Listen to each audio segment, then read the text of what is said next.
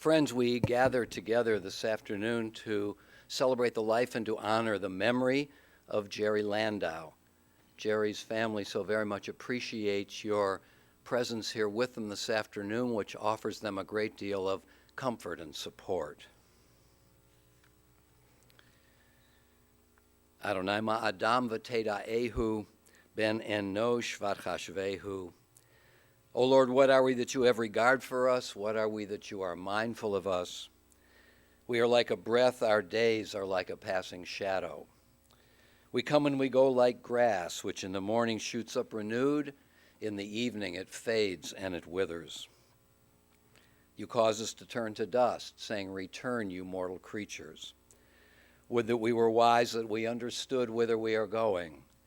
For when we die, we carry nothing away. Our glory does not accompany us. Mark the wholehearted and behold the upright. They shall have peace. I'm pleased to welcome forward my friend and colleague and the senior rabbi of the Fairmont Temple, Rabbi Rob Nosenchuk.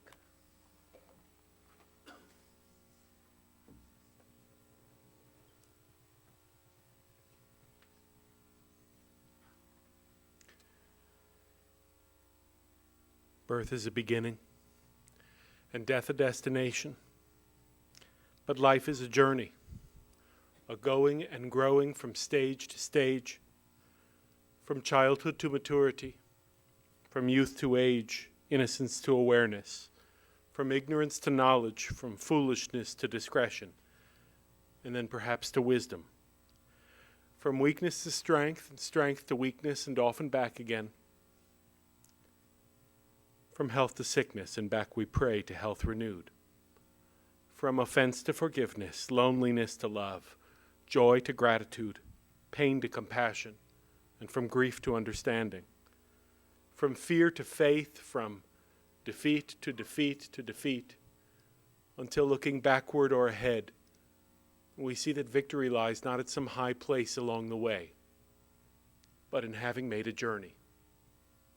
Birth is a beginning, and death a destination, life a journey, a sacred pilgrimage stage by stage from birth to death to life everlasting.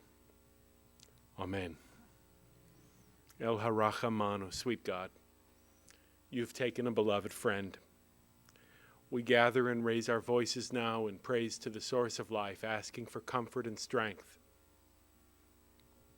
Death has taken Jerry from us. She is missed already. But the principles, the values by which she lived, they are still so very present to us and alive through us. Be with us, O God, hear us, and let us hear your ever-renewed message in the Psalms of our tradition. Adonai mi agur ba'ohalecha mi ishkon bahar kodshecha, God who abides in your house, who dwells in your mountain, those who are upright, who do justly, who speak the truth that is in their hearts, who scorn the lawless but honor those who revere God, who give their word and come what may do not retract, who do not exploit others, who never take bribes, those who live in this way, the way in which Jerry lived. They shall never, ever be shaken.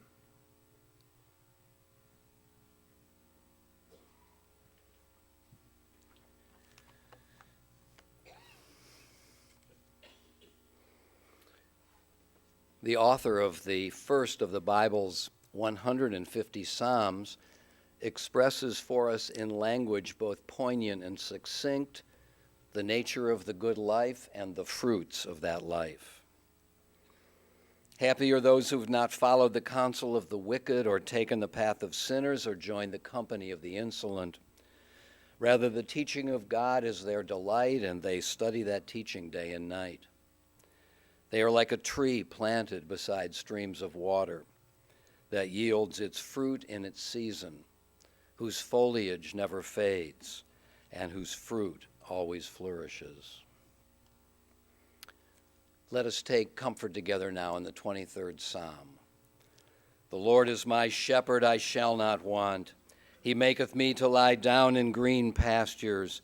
He leadeth me beside the still waters. He restoreth my soul. He guideth me in straight paths for his name's sake. Yea, though I walk through the valley of the shadow of death, I will fear no evil, for thou art with me. Thy rod and thy staff, they comfort me. Thou preparest a table before me in the presence of mine enemies. Thou hast anointed my head with oil, my cup runneth over. Surely goodness and mercy shall follow me all the days of my life, and I shall dwell in the house of the Lord forever. Kohelet, the author of the biblical book of Ecclesiastes, reminds us that for everything there is a season, a time for every experience under the heavens, a time to be born and a time to die, a time to plant and a time to uproot what is planted, a time to tear down and a time to build up, a time to weep and a time to laugh, a time to grieve and a time to dance, a time to throw stones and a time to gather stones, a time to embrace and a time to refrain from embracing, a time to seek and a time to lose, a time to keep and a time to discard, a time to tear and a time to sow, a time to keep silence and a time to speak.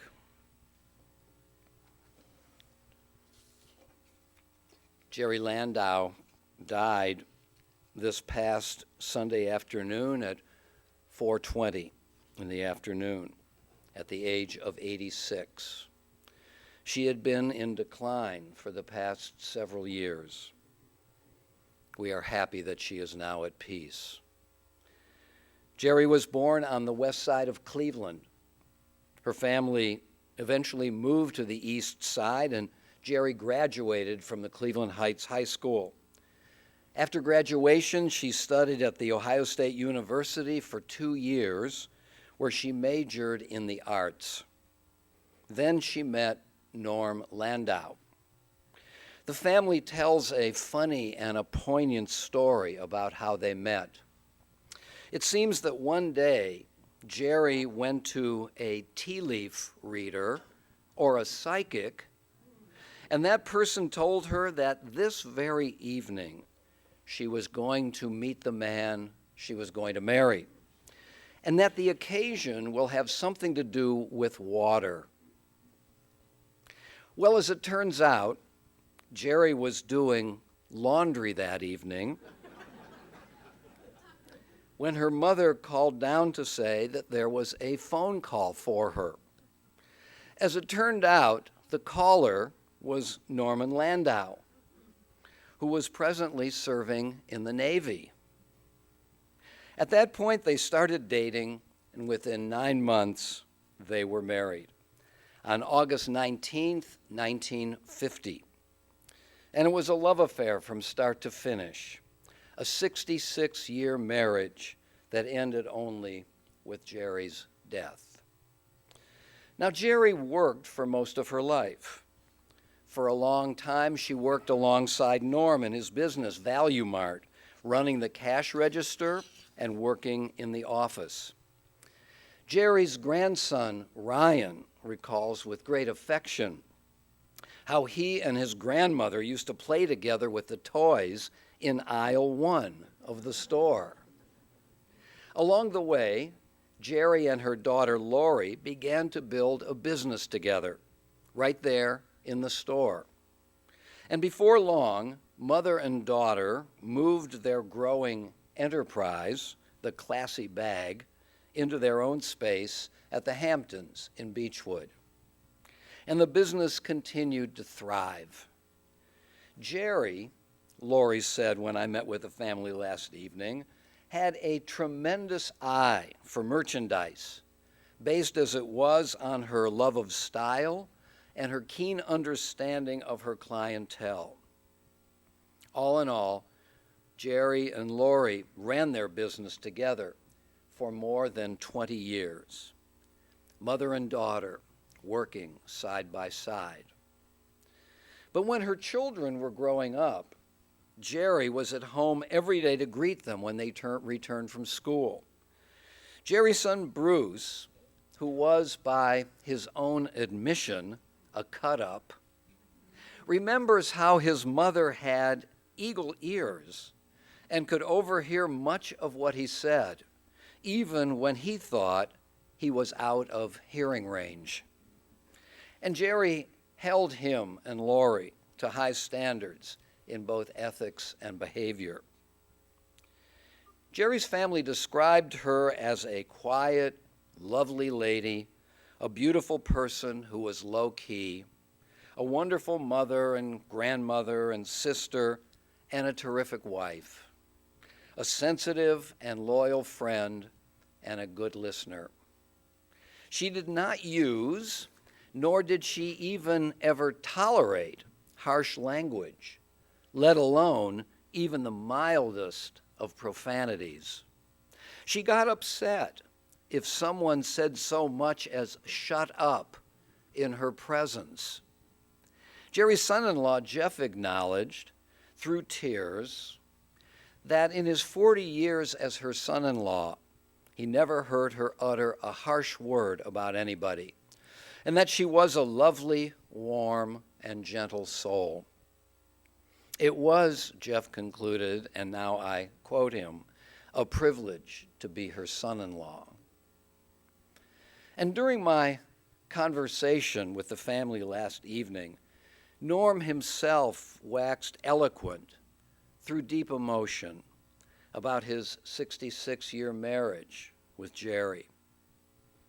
Those were happy years, Norm said. We worked together, we traveled together, we loved together, and we enjoyed our friends and family together. We had a great love for one another. She loved me unequivocally as I loved her. We had a very good life, end quote. When Jerry began to show signs of mental decline, Norm and the family kept her at home for 4.5 years under the gentle and expert care of Dolores Collins, who herself soon became part of the family. When it became impossible to keep her at home any longer, the family moved her to the Alzheimer unit at Windsor Heights on Harvard Road. The nurses and the staff there were wonderful, and the family wants to express their great appreciation to all of them. Also, to the devoted and caring staff of Serenity Hospice at Windsor. In Jerry's last minutes of life, Norm put his hand under her head, leaned forward, and said, I love you, and kissed her. At that moment, Jerry opened her eyes, looked at him, and breathed her last. A most touching end to a 2/3 of a century-long love story. Aside from her husband Norm, her son Bruce, and her daughter Lori, Jerry is survived by her son-in-law Jeff, her former daughter-in-law Karen, whom Jerry and Norm continued and continue to love, her grandchildren Ryan, Kelly, and Chad, her daughter-in-law Amy, and Ryan's significant other Angie, her grandchildren Lexi and Hayden, her sister Louise, her cherished nieces and nephews Dr. Lee and Janet, and Judy and Stu. She was predeceased by her brothers-in-law, Jules and Ronnie. Geraldine Landau lived a long and a full life. She adored her family, with whom she worked and played, and she adored her many lifelong friends. Those who loved and admired Geraldine Landau will never forget her. Zichrona livracha, her memory will always be our blessing. Amen. I now want to call forward Jerry's grandchildren. First, grandson Ryan, granddaughter Kelly, grandson Chad, and they will be accompanied by great-granddaughter Lexi.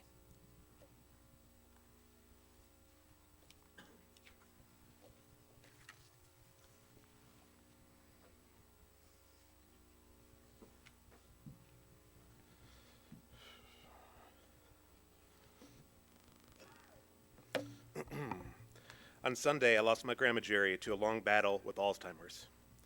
While the disease may have taken her mind, it never took her heart. Even toward the end, she was still so loving. Came to town last month and saw her at the nursing home, and she kept telling me how much she loved me, over and over again. I'm so fortunate to have her for 38 years. My grandmother was just not a grandmother to myself, and Kelly, and Chad, but she was a great grandmother to Lexi and Hayden. A wonderful mother to my mom Lori, my uncle Bruce, and pretty much a mother to my dad Jeff. So wonderful wife to Papa Norm.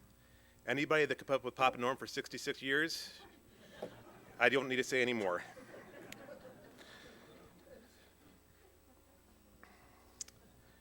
Everybody that met her, whether you're a friend, family, or acquaintance, they loved her.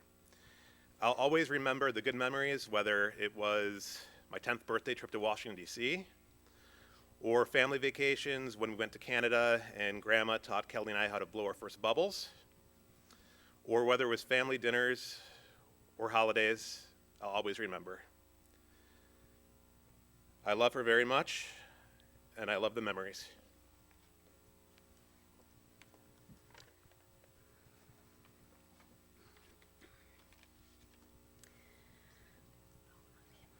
Looking around today, I'm overwhelmed to see all of my Grandma Jerry's friends and family who gather here to show their love. My memories start when I was a young child. My grandma told me someone named Pincher lived in my air vents, and if I put my fingers near the vents, Pincher would pinch me. To this day, I'm still scared of vents. Grandma Jerry always looked out for me and would yell at my papa when he would start to arm wrestle me in the middle of our holiday dinners, in which I usually won. From lunch dates to singing A Bushel and a Peck to playing Go Fish, these are all times I'll never forget. She always put a smile on my face. As sweet as she was, she got even sweeter the older she got. My grandma would encourage me to be the best that I could be. As Alzheimer's began to take over my grandma's life, I was privileged to be the one to help best calm her down. Family was always important to her, and it's very important to me too. I will cherish all of my memories of my Grandma Jerry.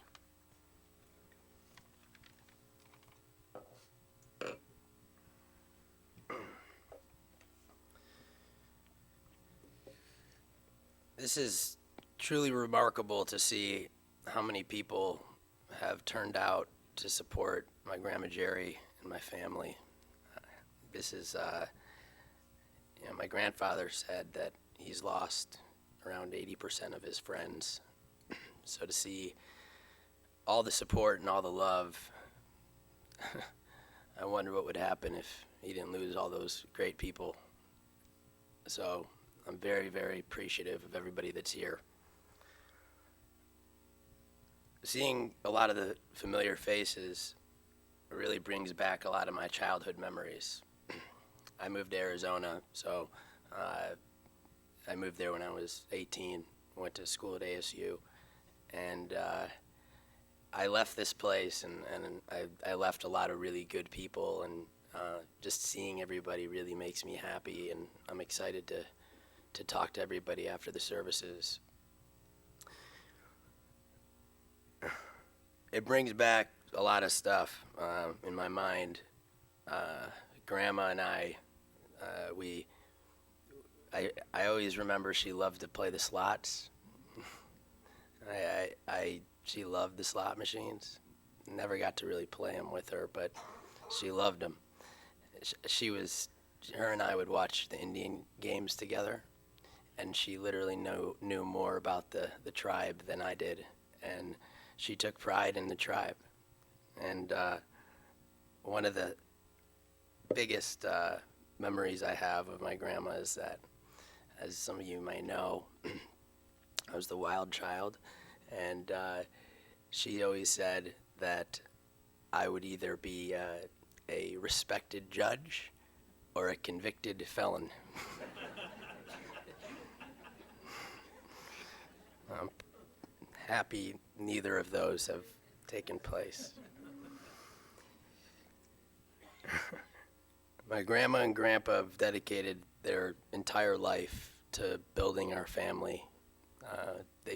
They've sacrificed so much during their 66 years together, and they really led by example. My grandma and grandpa endured so much sacrifice, and it really helped implement and maintain the Landau family values. During the good times and the bad, without a question, my grandmother relentlessly supported any decision that was best for our family, regardless of it affecting her preference. She was very selfless. Without a doubt, losing my grandma is a pivotal point in our family's life, and it's really important to all of us, really important to me, that my grandfather receives all the love that he has dished out throughout his entire life, because he is hands down the most respected man I have ever known, and I love him dearly, and I know how much of a toll that this loss will have on him. He's our rock. He built the family from the ground up. And Grandma Jerry was the perfect fit. Their marriage basically, it really it makes me want a marriage. And if I go 66 years, I'd be like 140.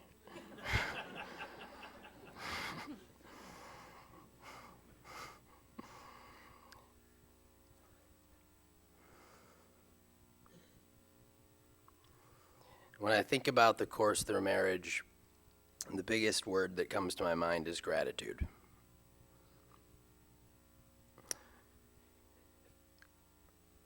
Everything in my power moving forward is going to be based off gratitude. I'm so grateful for my family, my grandfather, my grandmother, and I'm so grateful that I understand what gratitude is.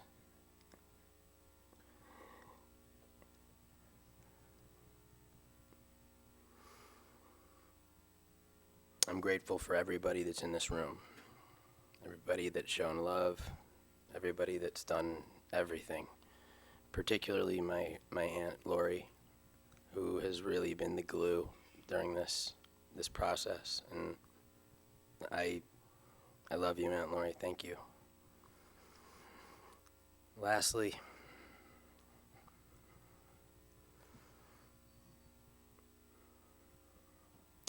I want to say that I'm grateful for my education that my family provided me.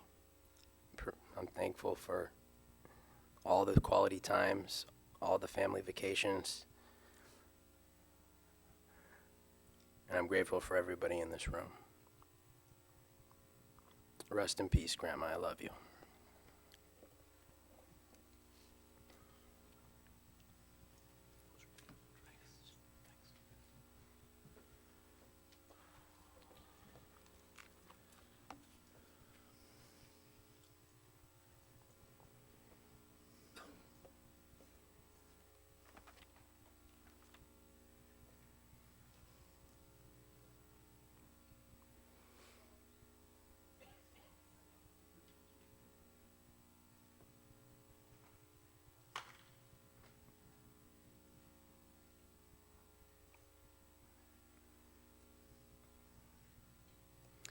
O God of life, amid the ceaseless tides of change which sweep away the generations, your love remains to comfort us and to give us hope. Around us are life and death, decay and renewal, the flowing rhythm that all things obey. Our life is a dance to a song that we cannot hear. Its melody courses through us for a little while, then it seems to cease. Whence the melody? Whither does it go? In darkness as in light, we turn to you, the source of life and the answer to all of life's mysteries. Will you please rise now for the El Male Rachamim? El Male Rachamim shochein bamromim, hamtzei menucha nechona tachat kanfei hashchina, im kadoshim utahorim kazohar harakiyam azhirim, et nishmat yakirenu shahacha laolama, bala rachamim yastireh b'seter kanafav laolamim, v'yitzror bitzror hachayim et nishmata, Adonai hu nachalata v'tanuach b'shalom al mishkava, v'nomar amen. Compassionate God, eternal Spirit of the universe, grant perfect rest in your sheltering presence to Jerry Landau, our loved one who has entered eternity. O God of mercy, let her find refuge in the shadow of your wings, and let her soul be bound up in the bond of everlasting life. God is her inheritance. May she rest in peace. And let us say together, Amen.